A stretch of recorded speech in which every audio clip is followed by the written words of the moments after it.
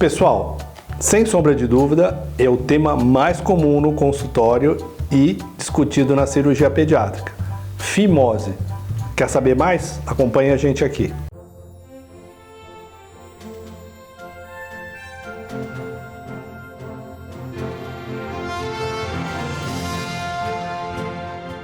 Fimose é a patologia mais comum que vem no consultório. Os pais, as mães, as companheiras trazem a criança com a queixa de que a pelinha do pipil está fechada. Às vezes, os diagnósticos ficam um pouco confusos e eu vou tentar explicar o que acontece aqui no vídeo. A fimose é a dificuldade total ou parcial da criança expor a cabecinha, que nós médicos chamamos de glande tecnicamente. Ou seja, a mãe vai tentar fazer aquela limpeza, tenta puxar e a pelinha não desce.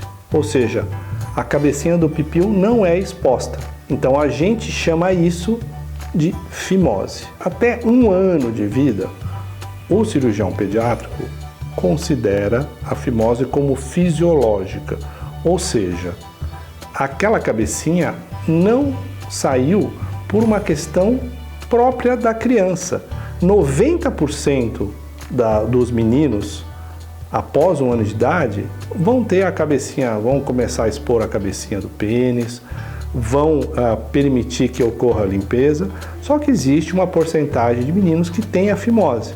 E o que acontece é essa dificuldade de exposição da glande. Antes de 1 ano de idade, as indicações cirúrgicas ficam muito restritas para a cirurgia da fimose. Quando a criança tem infecções de repetição no local ou infecções de urina. Nessas condições, a cirurgia de postectomia, que é a cirurgia para o tratamento da fimose, é indicada. Doutor, qual a diferença de postectomia e circuncisão? Bom, a circuncisão é quando você remove toda a pele do pênis, deixando a cabecinha toda exposta. A postectomia pode ser uma circuncisão? Sim, se ela estender a dissecção toda a retirada da pele até embaixo, ela pode se transformar numa circuncisão. E isso depende muito de criança para criança. Eu ia falar uma coisa e pensei outra e pulei. Após 1 ano de idade, o cirurgião pediátrico avalia a criança e, se tiver necessidade de realizar a cirurgia de postectomia, o cirurgião realiza sem uma receita de bolo, ou seja, para cada criança a quantidade de pele a ser removida é individual. É como ela fica melhor para aquele pênis, para aquela cirurgia. E como é realizada a cirurgia de fimose? Realizada sob anestesia geral no hospital. Não é uma cirurgia para ser realizada em consultório com anestesia local. No dia da cirurgia, a criança se dirige ao hospital, é realizada a cirurgia e a criança deve receber alta no mesmo dia. Quais são as técnicas empregadas para a cirurgia de fimose? Basicamente, o cirurgião pode optar por fazer a técnica com o que eles chamam de dispositivo Plastibel, na qual se utiliza um anel plástico colocado para remover aquela pele e ele fica esse anelzinho de 2 a 3 semanas e cai sozinho. É uma técnica bastante utilizada, mas a minha preferência é utilizar a técnica convencional, com os pontinhos. Eu acho que fica esteticamente melhor e mais eficaz. Usamos pontos absorvíveis. Após a remoção daquela quantidade de pele, você reconstrói toda a pele em volta da cabecinha e esses pontos vão cair naturalmente.